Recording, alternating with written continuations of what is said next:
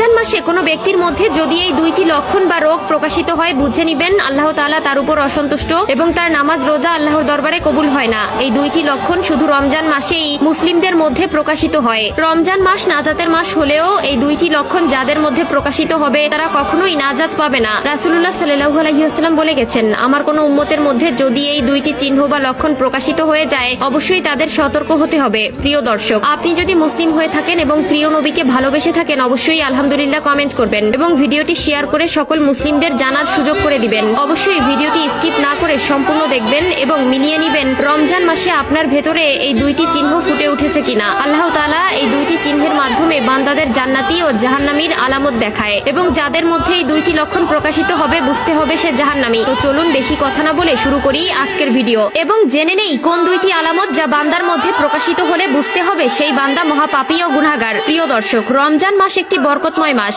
এই মাসে পবিত্র কোরআন নাজিল হয়েছে এবং এই মাসের উসিলায় আল্লাহ তাআলা অনেক কবরবাসীকে মাফ করে দেন এবং অনেক বান্দাদের হেদায়েতের পথ দেখান। এক নম্বরে যেই আলামত দেখলে বুঝতে হবে আল্লাহ তাআলা আপনার রোজা ও নামাজ কবুল করে না তা হলো যদি মানসিক শান্তি চলে যায়। আপনি রোজা রাখার ভেতরে যদি মনের মধ্যে শান্তি অনুভব না করেন, নামাজ পড়ার পরে যদি আপনার মনে প্রশান্তি না আসে বুঝতে হবে আপনার নামাজ রোজা আল্লাহর দরবারে কবুল হয়নি। এই সকল ব্যক্তিদের উচিত আল্লাহর কাছে সর্বদা ইস্তেগফার করা, আল্লাহর কাছে সকল গুনাহ থেকে পানাহা চাওয়া। রাসূলুল্লাহ সাল্লাল্লাহু আলাইহি ওয়াসাল্লাম বলেছেন, যে উম্মত নামাজ পড়ার পরে নিজের মনের মধ্যে প্রশান্তি অনুভব করবে বুঝতে হবে আল্লাহ তাআলা তাকে অনেক ভালোবাসেন এবং তার ইবাদত আল্লাহর দরবারে কবুল হয়েছে। আল্লাহ তাআলা যেই বান্দার উপর অসন্তুষ্ট এবং রাগান্বিত অবস্থায় থাকেন এবং যাদের রমজান মাসে নামাজ রোজা কবুল হয় না তাদের মধ্যেই এই দুইটি আলামত প্রকাশিত করেন। অনেকে না জানার কারণে এই দুইটি লক্ষণকে এড়িয়ে চলি যা আমাদের পরকালকে জাহান্নাম করে দিবে। 2 নম্বর লক্ষণ বা আলামত হলো নামাজ রোজা থেকে মন উঠে যাওয়া। অনেক মানুষ আছে যাদের নামাজ রোজা করতে